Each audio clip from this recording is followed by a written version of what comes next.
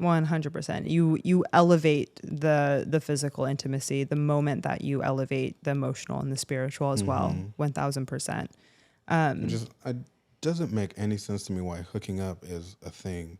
If If that it's is the 10,000 reality, times better when you're if like that's the emotionally reality, connected. how did we get here? Yeah. I don't know. People are, because there's a physical element, because there's like, it's not external, but like bodily external, like it exists outside of the mind. There's like an aspect of it that exists outside of the mind. People like avoiding their minds. AKA people are horny. Exactly. They want physical pleasure only.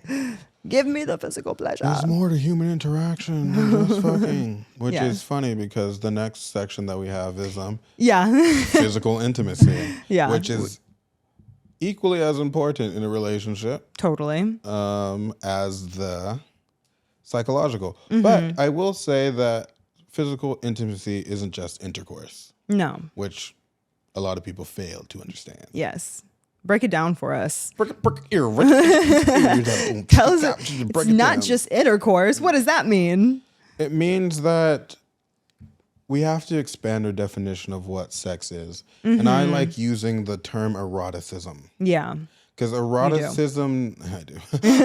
Eroticism is all encompassing. Yeah. And what does it mean to be erotic? I got this idea from Esther Perel as well. Like I said, I'm going to be quoting her all the time. Yeah. Eroticism and the erotic has to do with feeling alive. It has to do with vitality. It has to do with you're tapping into the essence that gives your existence meaning. So why do people making babies? I mean, is that what it is? No, I'm reducing it. I'm not talking about the biological imperative at all. Okay. When I talk about that.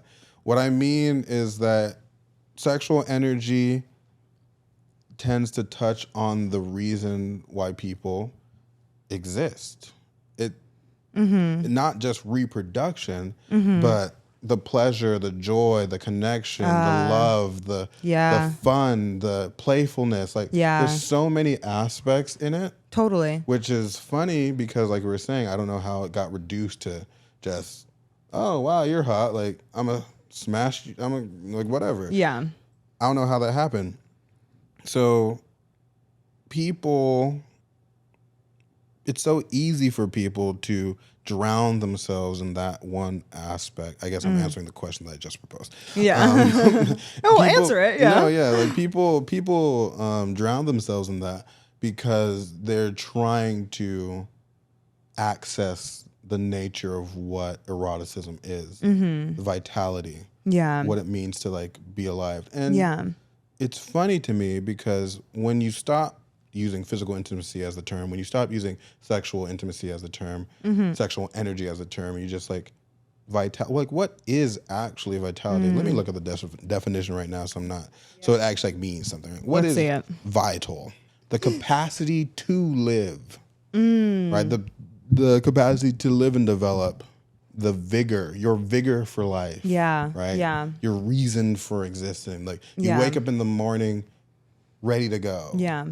That's vitality. That's eroticism. Yeah. And that can be cultivated from so many different avenues that is not just reduced to like sticking a penis in a vagina. Yeah. Right? There's so much more of that. Yeah. It's in the way that salmon will sizzle in a pan and cascade your house with all these amazing smells. And when you throw that garlic and that butter in it, it changes and it develops.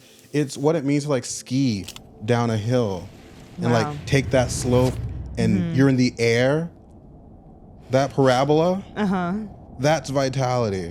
What it feels, it's jumping off a plane, right? And seeing the world below you and like experiencing the rush of what it means to like take in that gravity.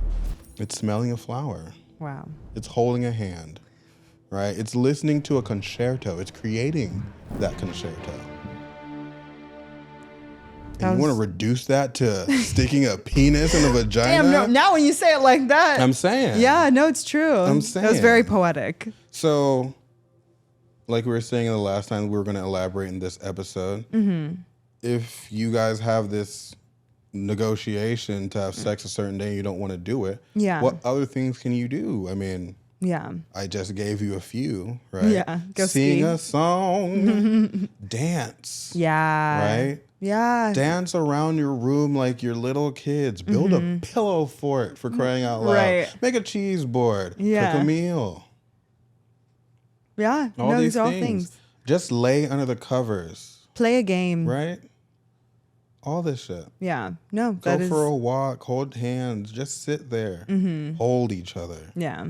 not expecting anything.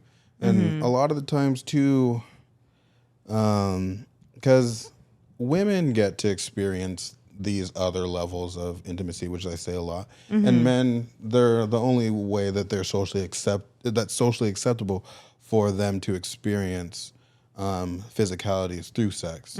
So that's the only avenue that they have to really have it, and that's the only thing that they want.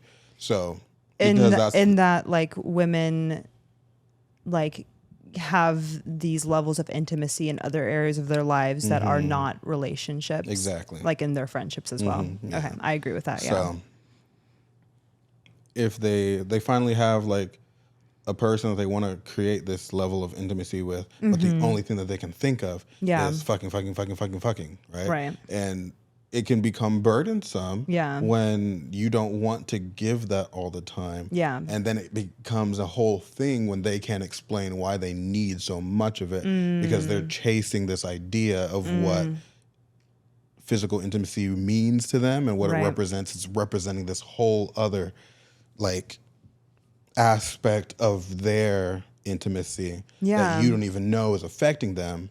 And you just think like they're just horny and annoying and like, I can't believe like blah, blah, blah. And that stuff breaks people's relationships. No, 100%. On both sides, like, oh, she doesn't want to give me, like she hates me. Or like, oh, that's all he wants, right? Like he doesn't see me as a human being. Yeah. Or it's like. It's symptomatic of something else going on there, right? Yeah, 100%. For the most part. So cultivating physical intimacy in the sense of eroticism. Yeah.